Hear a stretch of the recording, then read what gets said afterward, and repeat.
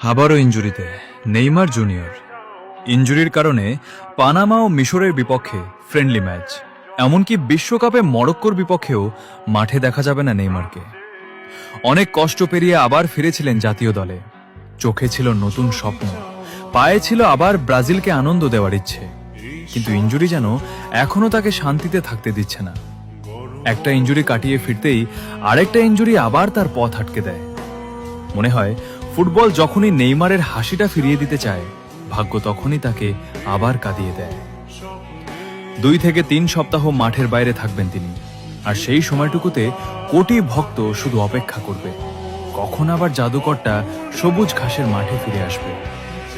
সৃষ্টিকর্তা নেইমারকে সুরক্ষিত রাখুন, কারণ এই ফুটবল দুনিয়া এখনো তার শেষ জাদুটা দেখার অপেক্ষায় আছে।